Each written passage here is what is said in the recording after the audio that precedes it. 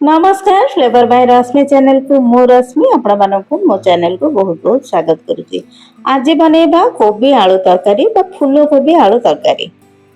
सेतिपाई मु एठी आलू को प्रथम रु काटिकी धोई देइची आ पानी रे रखि देइतिली काइना आलू कोला पड़ी जिवो। तापरे एठी कोबी को मु गरम पानी रे छाड़ देइची जहा एक्स्ट्रा तार जो दे पोको पोको थिबो तो बाहर जिवो। मसाला प्रस्तुत कर देबा। गोटे ग्राइंडर जार रे रसुण अदा आउ नहीं जाइए गोटे तेजपत्र दीटा गुजराती आउ 3-4टा लवंग तापरे अल्प जीरा दे देइची अल्प टिके गोलमरीच गुंड दे देइची गोटे प्याज को काटिकी नेइची ए सब तक को अल्प टिके पानी देकी ग्राइंड करके नहीं आसीबा। ए देखंतु मु पूराटा चिकन करेनी दरदरा रखिची। तापरे गोटे कड़ाई रे अल्प टिके सोरिष तेल पकई दबा। तेल जेतले भलरे गरम हे जिवो काटिकी रखिथिले जो आलू ऊपर पकई देइची अल्प लूण आ हळदी आलू को नाली हेला जाय भाजीबा।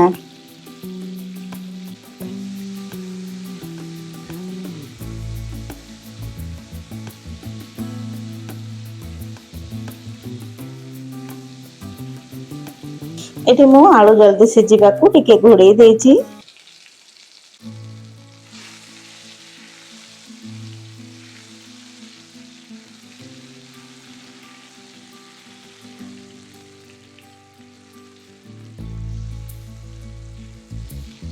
देखंतु एठी आलू भलरे भाजी हे गलानी तो ताको बाहर कर दबा।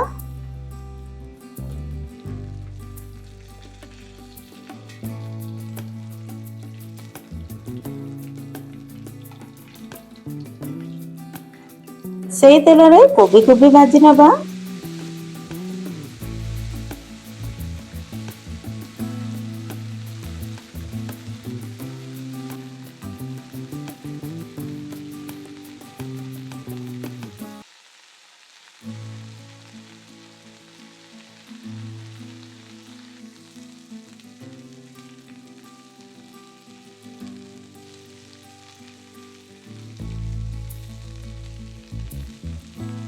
कोबी एठी भाजी हे गलानी तो ताको मु बाहर कर नउची।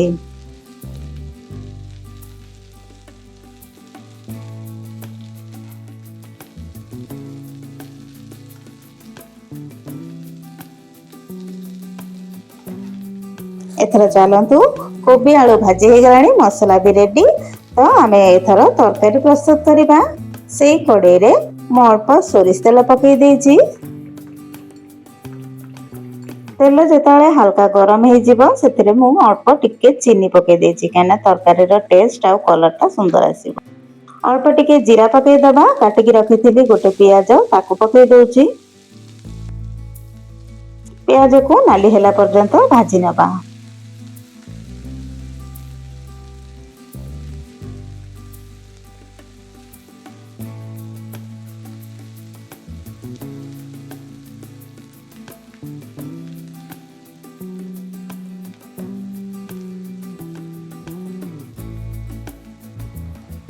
देखंतु पियाज एठी भाजी हे गलानी प्रथमे मु गुंड मसाला पके दोची। सेति पई अल्प टिके हळदी गुंड टिके चिकन पाउडर अल्प टिके ना लंका गुंड आ धनिया गुंड एठी मु 2 चम्मच पकेइची। मसाला गुंड गुडी को हल्का भाजी नबा।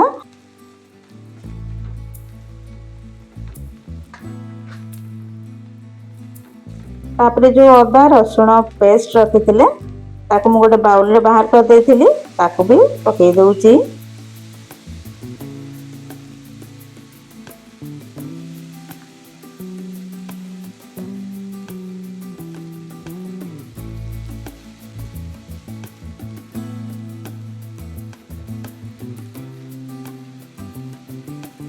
तापरे एठी रखिथिली 2टा टमाटर को प्यूरी करिकी ताको भी दे देइची। अल्प टिके लूण बा स्वाद अनुसार लूण पके दबा। तापरे टमाटर और मसाला को भलरे कसी नबा।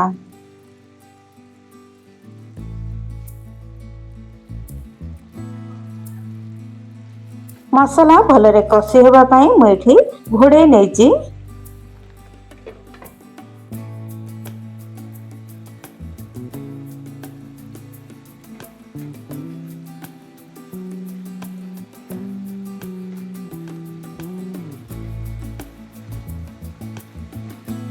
तापरे एमती टिके टिके मझे मझे घोड़े घोड़े की ताको मु कषिबी। ए देखंतु मसला रो तेल अलगा हेलाणी।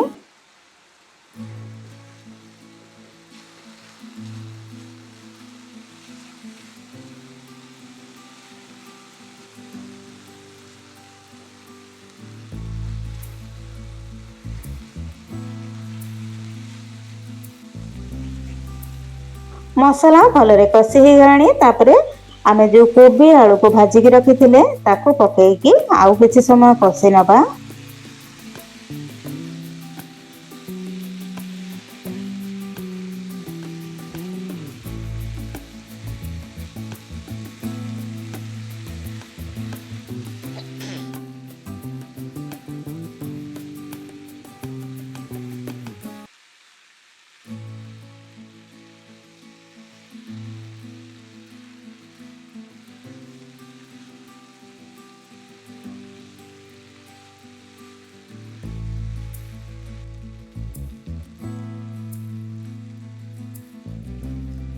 एठी मु किछि समय घोड़े दउची।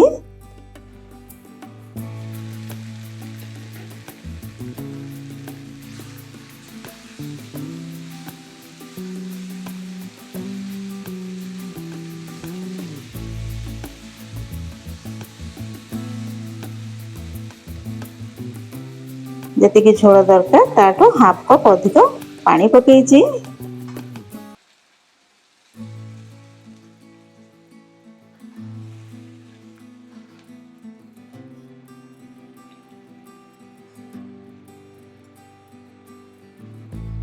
ऊपर मुझे भाजिकी गुंड करके रखी कस्तूरी मेथी ताकू दे देइची।